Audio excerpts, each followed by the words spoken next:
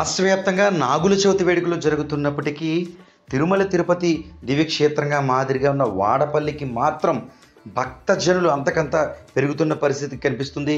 అర్ధరాత్రి 12 గంటల నుంచి స్వామిని దర్శించేందుకు లక్షలాదిగా భక్తులు చేరుకున్నారు. మరో తిరుపతి కాదు, ఈ క్షేత్రం కూడా తిరుపతే అన్న మాదిరిగా భక్తులు పెద్ద ఎత్తున చేరుకుంటున్నారు. నిజానికి కోనసీమ జిల్లాలో ఉన్న ఈ వాడపల్లి దివ్యక్షేత్రం రావులపాలెం ప్రాంతం నుంచి మొదలు వాడపల్లి వరకు రహదారులన్నీ కూడా భక్తుల వాహనాలతో కిటకిటలాడిన పరిస్థితి నెలకొంది. నిజానికి నాగుల చవితి కాబట్టి భక్తజనులంతా వారి వారి గ్రామాల్లో ఈ నాగుల చవితి వేడుకలు నిర్వహించుకుంటారు. ఇలాంటి సమయంలో ఖచ్చితంగా రద్దీ తగ్గి తీరాలి. కానీ ఇక్కడ ఏమాత్రం గత వారాన్ని మించి భక్తులైతే మాత్రం కనిపిస్తున్నారు.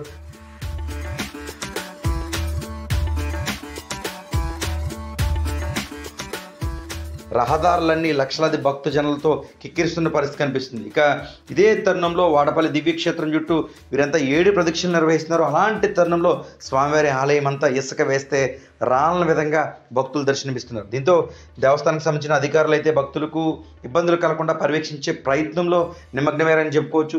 స్వామివారికి వేకువజామునే ప్రత్యేక హారతులు సమర్పించారు. ఆపై భక్తులకు దర్శన భాగ్యం కల్పించారు. ప్రస్తుతం మధ్యాహ్నం 12 దాటుతున్నప్పటికీ కూడా భక్తుల సంఖ్య ఎక్కడా తగ్గుముఖం పట్టలేదు. దీంతో భక్తులకు ప్రసాదాల ఏర్పాటు, అంటే చాలా ప్రాంతాల నుంచి వస్తారు కాబట్టి వారికి ఎక్కడికెక్కడ ప్రసాదాలు అందించే కార్యక్రమం కూడా దేవస్థానం కార్యనిర్వహణాధికారి ప్రత్యేకంగా చక్రధర్రావు ఏర్పాటు చేసిన పరిస్థితి మాత్రం నెలకొంది.